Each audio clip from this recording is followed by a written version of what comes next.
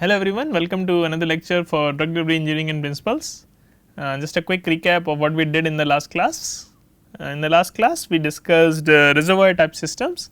So these are again diffusion control systems which can allow you to get release of the drug over a period of over long durations as well as at the zero order kinetics. And then we also talked about what is lag in the burst effect. So what is lag in the burst effect? So essentially in diffusion control systems, if you have devices that are just manufactured, then all the drug is situated in the core, whereas the polymeric membrane currently has no drug. So if you implant it immediately, what will happen is the drug will take time from here to here, and before it can be released out in the system, there is a lag that you will see before you get a concentration like this. And vice versa for the burst effect is if this device is already manufactured for quite a bit of time, then what will happen is the drug is actually diffused and deposited kind of right at the edges of this device. So as soon as it comes in contact with the media, lot of drug immediately comes out, and then you have a release rate at whatever the release of that particular drug is. So that is lag and burst effect.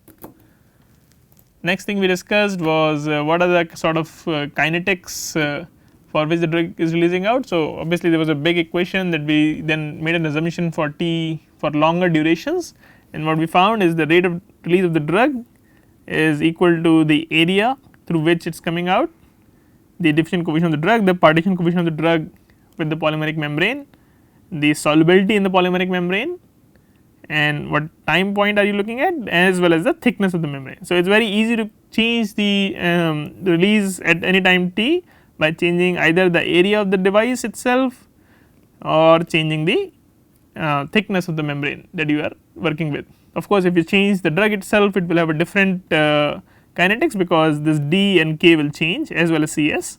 So all of that has to be considered. Okay, so we are going to continue this discussion, and then we also discussed a couple of example of this, which was the Norplant device is a contraceptive implant that use this, but again as I discussed in some sort of the advantages and disadvantages, it requires surgery as well as if there are leaks it can be fairly dangerous. So there are other variants to this as well. So another variant to this is reservoirs with orifice. So what that allows you, well, let me just describe you what this is. So an example to this is Procardia tablets, and these are just some oral tablets like any standard tablets that you guys take, but instead of being a standard tablet, what it is some sort of a reservoir system, and the drug that is being given here is nifedipine, which is used to block calcium channels for patients suffering with hypertension.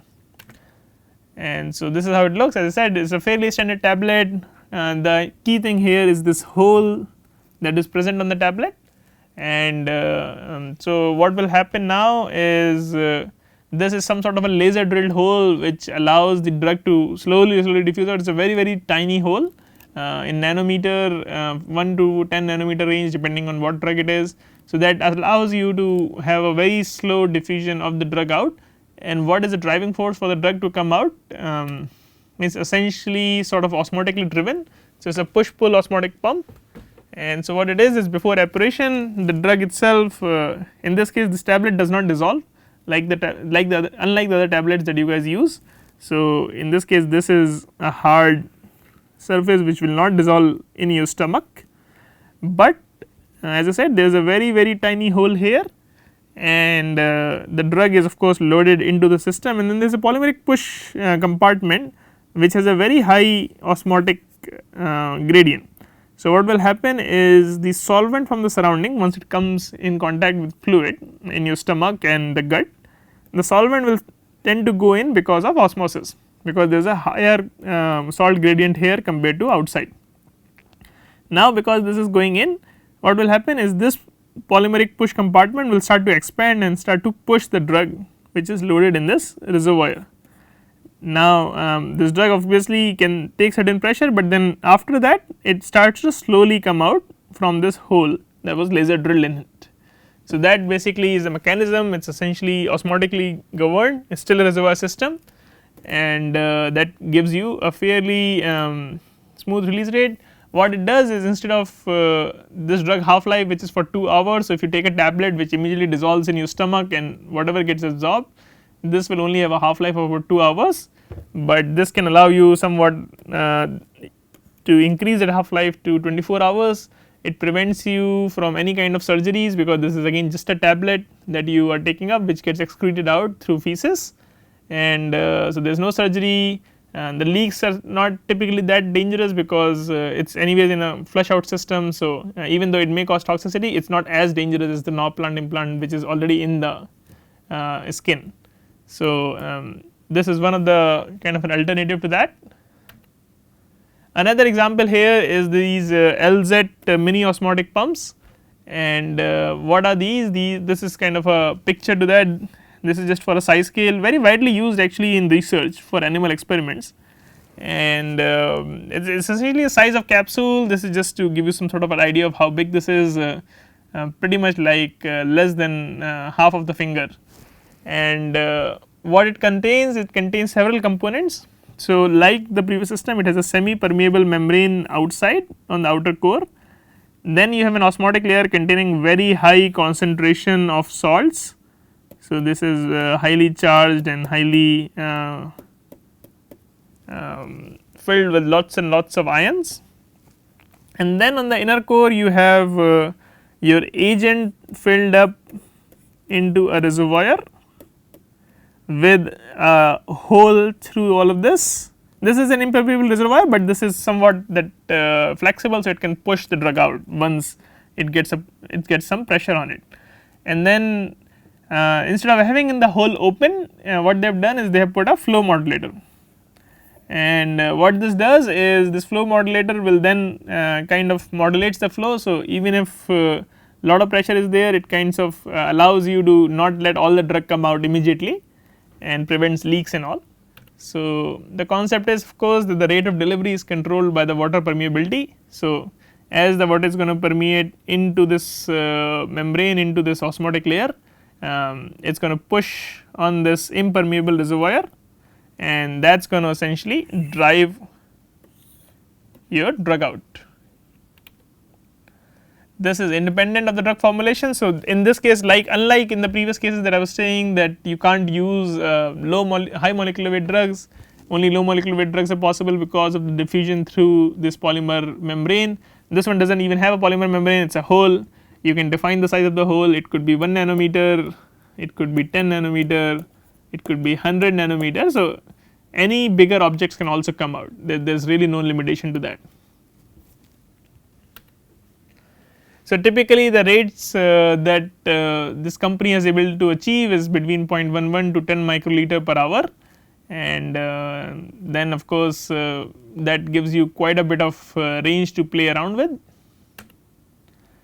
They have been used for anything between 1 day to 6 weeks for a constant release. Again, it is going to be a 0 order release since it is a reservoir system, and as I said, flow modulator is to prevent any kind of diffusion. So, it is a little bit of back pressure that is there.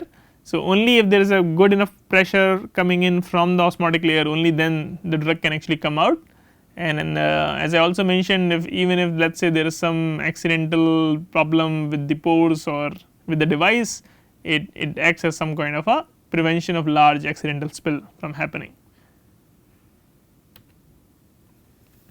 Okay. So, next thing we are going to talk about is non-erodible systems. So far we were talking about reservoir systems, now we are going to talk about non-erodible systems. So, what is non-erodible systems? These are systems like this. You have any kind of device which is filled in with lots and lots of drug, there is no sort of reservoir here, the drug is well distributed into the device in a matrix. So, this could be a polymeric matrix. If I zoom into this, these could be polymer chains, and then the drug is kind of entrapped in the gaps in these polymeric chains, and well separated from each other, but they would still need to somewhat maneuver their way out through the pores of the polymer matrix to come out, and that is how they will come out. The polymer matrix is not going to undergo any change, at least biologically, and so that is how at time t equal to 0 it would look like, and at time t there is some drug that has started to come out, but then still a lot of drug is remaining inside this non-erodible matrix. So, the advantage is that it is very easy to fabricate. All you have to do is just mix your polymer with the drug at the time of polymerization, and then whatever shape the polymerization is, you'll essentially get that. There is really no problem with the leaks and cracks. So, let us say if I have this polymeric device containing lots and lots of drug, even if it gets cracked in one location, only a little bit of the drug is going to come out, rest of the drug is still preserved in the polymer matrix. So, these are not an issue. It can be suitable for high molecular weight drugs. It just depends on what is the pore size of these polymer membranes or the polymers that you are using. So, you can use all kinds of drugs in this example. However, some of the disadvantages are this is again non degradable. So, first you have to do a surgery to put it in, and then you have to do a surgery to remove it, and the release rate you will get is generally not 0 order. It will depend on what is the concentration remaining in this particular matrix. So, some of the commonly used polymers for such kind of non erodible implants, silicon elastomers are used quite a bit. So, these are polymerized from siloxanes, very widely used both in reservoir systems as well as in matrix systems for slow diffusion of drugs and other molecules. Their properties can be controlled by changing the molecular weight. So, you can change the molecular weight of these polymer chains that you are using, you can change the backbone structure to make it more hydrophilic or hydrophobic, and you can change the side groups, and all of that will essentially change the properties of the polymer, the TC, the TM as we discussed previously, and depending on that the pore size will change and the drug release rate will also change. Another one that is very widely used is polyethylene co-vinyl acetates, also known as EVAC, again widely used for implants, easy to fabricate. It is a thermoplastic polymer, so you can easily shape it into whatever you want, you can cast it, you can mold it, very versatile and available in wide variety of molecular weights. So, that allows you to control what is the pore size and what you can then tune it on the basis of the drug size to essentially get a system that is kind of compatible with all kinds of drugs. And here is just the structure here. So, it is essentially polyethylene. So, this is polyethylene and this is the vinyl acetate group being attached as a copolymer. And remember, if you have more ethylene, it will make it more crystalline, and therefore, the drug release rates can also be altered by changing the ratio of this X and Y. So, you can have more X, and that will essentially if the X increases, or in this case X is ethylene. So, if ethylene increases, then it is going to be more crystalline, that means crystallinity increases, that means the pore size will come down, and if the pore sizes come down, then release rate is lower. So, just one example of how you can change the release rate as required for your application. So, to model this, again there are 4 cases that can happen in non erodible systems. One is that the drug is actually dissolved and diffuses through the polymer. So, other cases the drug is not actually dissolved, it is precipitated, but it is dispersed. So, in the polymeric system itself, the drug can be dissolved and can freely move around, or the drug can be sort of dispersed and precipitated somewhere, and they need some solvent to come in, dissolve it and then take it out, or it could be dissolved, but then the polymeric pores are very tiny for the drug to diffuse through. So, it needs some small channels through which the drug can actually come out, and from the rest of the matrix it will not be able to move through, and in the same case, but with the drug precipitated. So, the first the water has to go in those channels and then take the drug out from those channels, and we are going to talk about these in more details today. So, as I said, dissolved is basically that the drug loading is an amount which is less than the solubility limit on the polymer. So, if that is the case, then you have the drug amount which is lower than the solubility limit. So, that means the drug will remain as soluble, and dispersed is the vice versa. So, if you have if you load the drug in more amount than the solubility in that particular polymer, then those drug will precipitate, and essentially at that point the drug is supersaturated and is dependent on some other solvent to come in and take it out. So, let us take it case by case. So, the case 1 is the drug is dissolved and then it diffuses through the polymer. So, basically saying that the loaded amount of drug is less than the solubility of the drug in that particular polymer. So, then the rate limiting step is just the diffusion through the polymer. So, the drug will just diffuse around, and then as soon as it finds finds the pores in the polymer to come out, it will just come out. So, to make this device you do not even have to load the drug first, you can make your device, since this device is big enough pores for the drug to go in and come out, and it is soluble and the drug is soluble in the device. So, you can just make the device, soak it in a super high saturated concentration of the drug, and then the drug will essentially just diffuse in, and then you take this device out and implant it in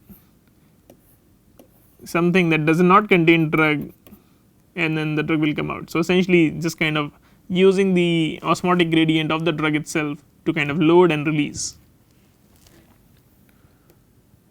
And if you leave it long enough, then the concentration, you know that the concentration of the drug, since it is soluble, it will go in and it will be the whatever was the concentration in the solution will be the concentration in the final matrix. So, in this case you can just model the release rate using a simple desorption problem.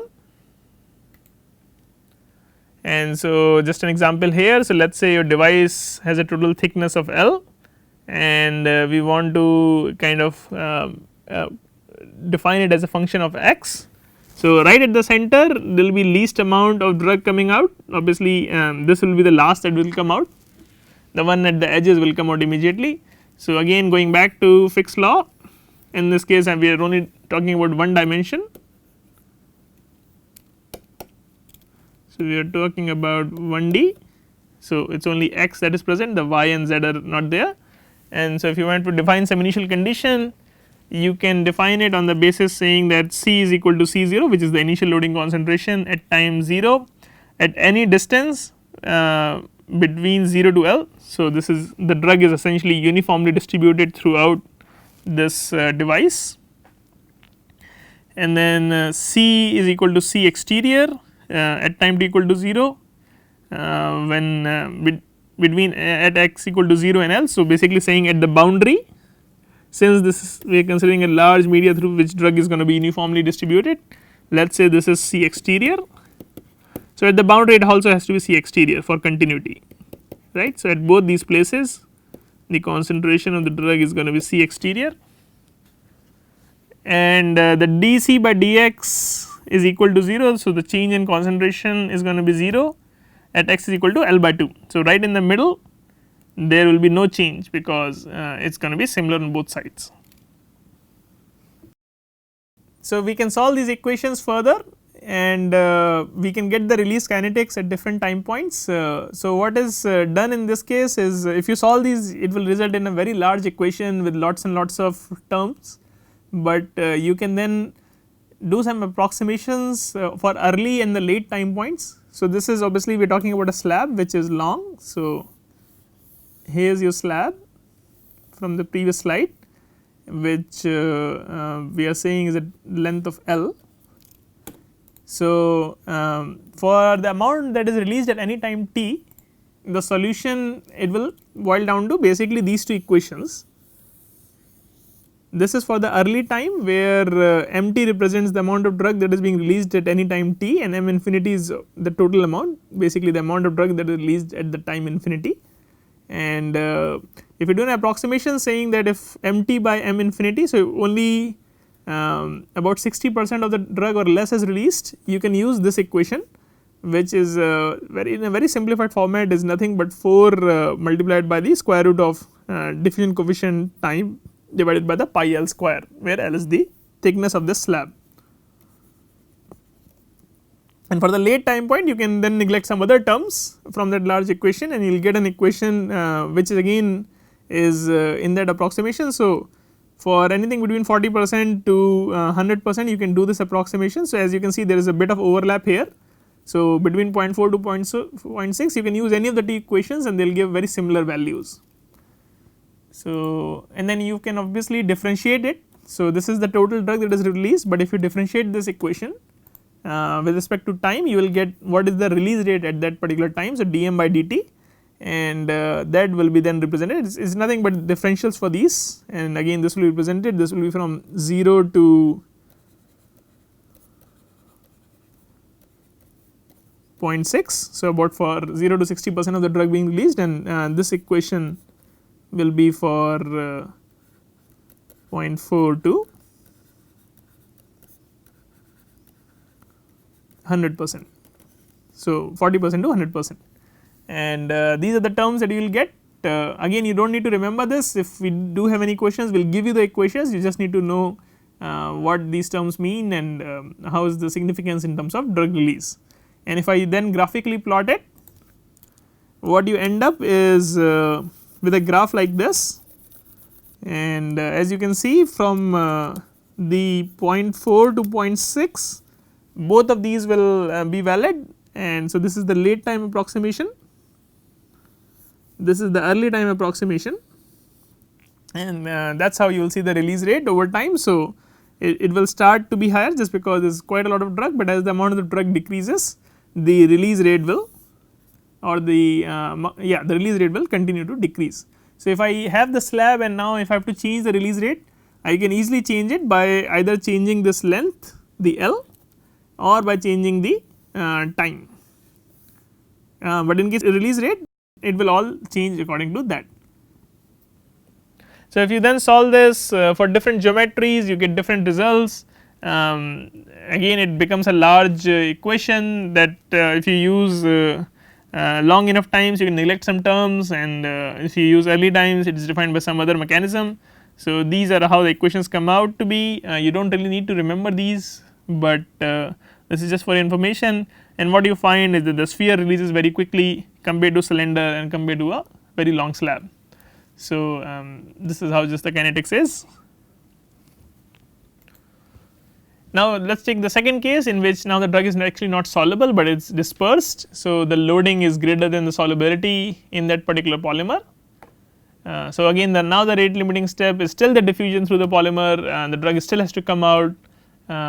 Such of this can be made by solvent casting or compression modeling. So, you can have a polymer matrix dissolved in some sort of solvent, and then you evaporate the solvent. The drug was soluble in the solvent, but not soluble in the polymer which is entrapping the drug now once the solvent has evaporated. So, just to further clarify this, so let us say if I have a solvent, let us say the solvent is S, which has a solubility of the drug D and the polymer P. Now, there are polymeric chains moving around as well as the drug D also moving around, but once the solvent is evaporating, what will happen is this polymer is going to kind of aggregate and make this scaffold, and because the drug cannot evaporate, the drug gets entrapped in this even though the drug is not soluble. So, in this case you will get a dispersed drug. So, the release kinetics is usually modeled using a Higuchi system, Higuchi model. The drug is considered to be uniformly suspended, there is no gradient, assuming that there was no sort of a gradient established at the time of the formation. We assume that there is no swelling and shrinking, and this will become important when we talk about hydrogels, and we will come to that in subsequent classes. And what we say then, that when the solvent diffuses in, there is sort of a gradient between dissolved drug and the dispersed drug in the device. And so, now this last statement is very tricky. So, I will explain that a bit in the next one. So, let us say this is the device, only one direction it can release. So, let us say there is water everywhere in this device. So, what will happen now, when you put this device in this water, the water will try to diffuse in. Now, as the water is diffusing in, and it could be any other solvent, but what is more physiologically relevant for most of the things we are talking about in this drug delivery course. So, as the water will diffuse in, there are throughout this is the polymer matrix, and there is drug D that is kind of just suspended and entrapped in here. So, as the water moves in, it will start dissolving this drug D to its solubility. So, what will happen is there will be a front in which there will be dissolved drug, and then where the water is not present there will be dispersed drug. And also not only that, why this front will move is because maybe the solubility of the drug in the water is also limited. So, only when the drug is coming out and the concentration in this local environment is below the solubility of the drug in the water, is only then it is soluble. So, that is why you will see a front of the drug, soluble drug is going to move from the exterior to the interior. And so, the concentration profile of the drug is something like whatever was initially present in the dispersed drug will remain present in the dispersed area, and so it will not change at any time t, and then at the front where the drug is dissolved it is going to then have some solubility Cs, and then finally outside we will say it is a perfect sink which is our tissues, and so it will be 0. So, let us say the length is L, and then this is currently defined as the distance x from the exterior. So, now what you can do is you can use some of these Fick's laws and Higuchi model to kind of derive this equation, and what you get is essentially this, right. So, this is how you will model this, and this is what the final equation at any time t the amount of drug released will look like. Again I will not go into the derivation of this, but you can refer to some of the references I gave at the start of this course if you are interested in how this drug is diffusing out. Okay, so we will stop right here, and we will continue in the next class as to some of the other 2 cases of the non erodible systems. Thank you.